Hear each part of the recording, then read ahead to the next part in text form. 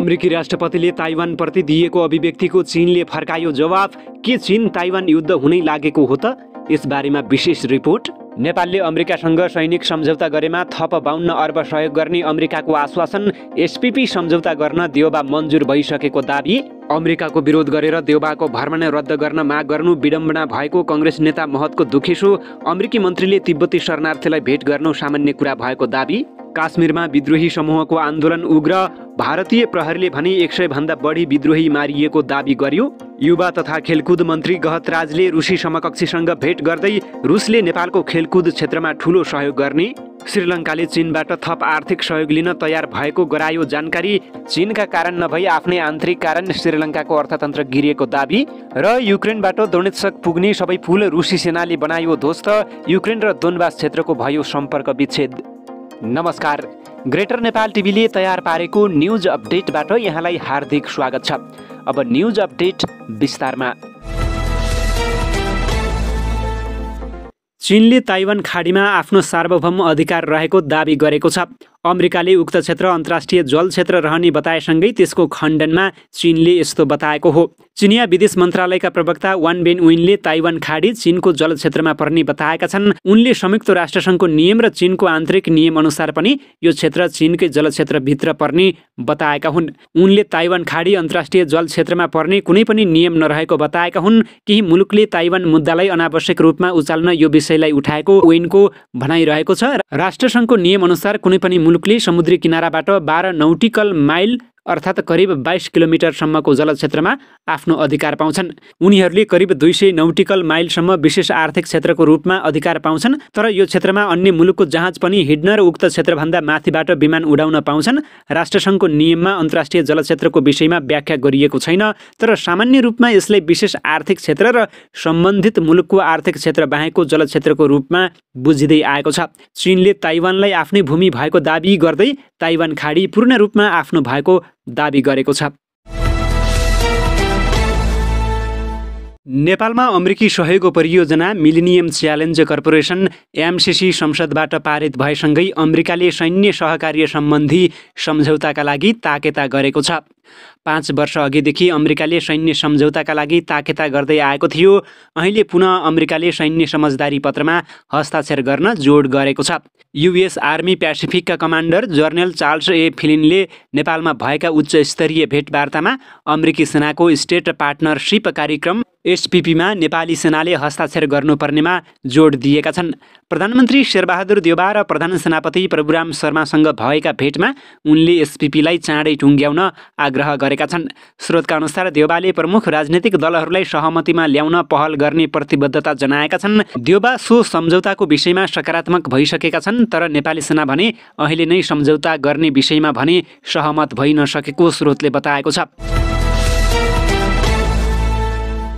नेपाली कांग्रेसका प्रवक्ता डाक्टर प्रकाशरण महतले सत्तारूढ दलकै नेताले प्रधानमन्त्रीलाई अमेरिका भ्रमण गर्नुहुन्न भन्नु विडम्बना भएको बताएका छन्। नेपाली रेडियो नेटवर्क एनआरएनको कार्यक्रम नेपाली बहसका लागि पत्रकार ऋषि धमलासँग कुरा गर्दै प्रवक्ता डाक्टर महतले भने नेपालको प्रधानमन्त्रीको अमेरिका भ्रमण गर्न नहुने भन्ने देव गुरुङजीको प्रतिक्रिया विडम्बनापूर्ण रहेको छ। के उसो भए अमेरिकासँग नेपालले सम्बन्ध विच्छेद गर्ने त? नेपाल र अमेरिका बीच दशकौँको सम्बन्ध रहेको छ। यस्तो सम्बन्धमा भरम फैलाउने वा झुटो कुरा गर्न मिल्दैन। अमेरिकी सेना नेपालमा नउत्रिएको पनि उनको जिकिर रहेको छ। उनले भने तालिमका लागि नेपाली सेना चीन, भारत, अमेरिका सबैतिर जान्छ। तिनका सैनिक पनि नेपाल आउँछन्। यो उहिलेदेखि हुँदै आएको कुरा हो। यहाँ अमेरिकाका मात्र होइन, भारत र चीनका जनरल भ्रमणमा आएका छैनन्। अमेरिकी सहायक विदेश मन्त्रीले शरणार्थीलाई भेट्नु स्वाभाविक भएको पनि डाक्टर महतले बताएका छन्। उनले भने नेपाल शरणार्थी मामिलामा उद्धार देश हो। यहाँ तिब्बती मात्र होइन, भुटानी, रोहिङ्गिया शरणार्थी पनि रहेका छन्। अमेरिका शरणार्थीको चासो चिन्ता राख्ने मुलुक हो। उसले शरणार्थीलाई सहयोग गर्दै पनि आइरहेको छ। तर हामी नेपालको भूमि न चीन विरुद्ध प्रयोग गर्न दिन्छौँ न भारत विरुद्ध प्रयोग गर्न दिन्छौँ। तर यो यथार्थ नबुझिकन कांग्रेस सरकारले कहिले भारत प्रस्थ भनिएको छ, कहिले अमेरिका प्रस्थ भन्ने गरिएको छ। अमेरिकाले नेपाललाई 60 अर्ब अनुदान सित्तैमा दिइरहेको छ। अमेरिकी अनुदानलाई उहाँहरूले किन राष्ट्रघात भन्नुभयो? त्यो कसरी खराब भयो? वर्तमान सरकारले चीनबाट सहयोग नलिने भनेको पनि कांग्रेस प्रवक्ता डाक्टर महतले स्पष्ट पारेका छन्। उनले भने यो अत्यन्त गलत प्रचार समाचार हो, चीनसँग पनि हामीले राम्रो सम्बन्ध राखिरहेका छौँ। अमेरिकी राष्ट्रपतिले ताइवानको विषयमा चीनलाई चेतावनी दिएको केही सातापछि बेजिङले कडा प्रतिक्रिया जनाउँदै ताइवानको स्वतन्त्रताका निम्ति गरिने जुनसुकै प्रयासलाई दृढतापूर्वक कुल्चने बताएको छ। आइतबार चिनिया रक्षामन्त्री जनरल वे फेङ्गेले ताइवानको स्वतन्त्रताको लागि अमेरिकाले आधारभूत रूपमा सघाइरहेको आरोप लगाउँदै ताइवानबारे अमेरिकाले आफ्नो वाचा तोडिरहेको र चिनिया मामिलामा हस्तक्षेप गरिरहेको बताएका छन्। मलाई प्रश्न पार्न दिनुहोस्, यदि कसैले ताइवानलाई चीनबाट अलग पार्ने दुस्साहस गर्छ भने हामी लडाईँ गर्न हिचकिचाउने छैनौँ। हामी हरेक मूल्यमा र अन्त्यसम्म लड्नेछौँ। चीनका लागि यो मात्र रोजाइ हो। सिङ्गापुरमा आयोजित साङ्ग्रिला डायलग नामक एसियाली सुरक्षा बैठकमा उनले भने। अमेरिकी राष्ट्रपति जो बाइडेनले लडाकु विमानहरू ताइवान नजिक उडाएर चीनले खतरासँग खेलिरहेको भनी टिप्पणी गरेपछि चिनिया रक्षा मन्त्रीको पछिल्लो भनाइ आएको हो। ताइवानमाथि आक्रमण गरिए सैनिक ढङ्गले प्रतिरक्षा गर्ने पनि बाइडेनले प्रतिबद्धता जनाएका थिए। ताइवानले आफूलाई एउटा सार्वभौम राष्ट्र मान्ने गरे पनि लामो समयदेखि चीनले त्यसलाई आफ्नो भूभाग भएको दाबी गर्दै आएको छ। तर ताइवानले पनि अमेरिकालाई आफ्नो सबैभन्दा ठुलो साझेदार ठान्छ। चीनले ताइवानको हवाई प्रतिरक्षा क्षेत्रमा लडाकु विमानहरू उडाउने क्रम बढाइरहँदा र ताइवानी जल क्षेत्रमा अमेरिकाले युद्धपोत जहाज पठाएको पृष्ठभूमिमा पछिल्लो तनाव चुलिएको हो। एउटा प्रमुख डर भनेको चीनले ताइवानमाथि अतिक्रमण गरेको खण्डमा युद्ध निम्तिन सक्छ। बेजिङले आवश्यक परे बल प्रयोग गरेर भए पनि उक्त टापुमाथि पुनः दाबी गर्न सक्ने विगतमा भनिरहेको छ। तर अधिकांश विश्लेषकहरू भन्छन् तत्कालका लागि त्यसो हुने सम्भावना देखिन्न। ताइवानमा सैनिक अतिक्रमण गरेर चीन सफल हुन सक्ने अथवा नसक्ने कुरामा विवाद रहिआएको छ। ताइवानले उल्लेख्य रूपमा आफ्नो हवाई तथा सामुद्रिक प्रतिरक्षा शक्ति बढाउँदै लगेको छ। तर धेरैजना केमा सहमत छन् भने यस्तो कदम चीनका लागि मात्रै नभई विश्वकै लागि निकै महँगो र विध्वंसात्मक हुन सक्ने बेजिङले पनि ठान्छ। ताइवानसँग शान्तिपूर्ण एकीकरण चाहेको कुरामा चीनको निरन्तरको अडान रहिआएको छ। यो कुरामा जेनेरल ओयले पनि आइतबार जोड दिए। साथै उक्साहटपूर्ण काम भए मात्र चीनले जवाफ दिने उनले बताएका छन्। ताइवानले औपचारिक रूपमा स्वतन्त्र भएको घोषणा गरे द्वन्द्व निम्त्याउने अर्को कदम हुनेछ। तर यो कुरालाई ताइवानकी राष्ट्रपतिले पनि निरन्तर पछ्याउँदै आएकी छिन्, जबकि उनले आफूहरू स्वतन्त्र देश भएको बताउने गरेकी छन्।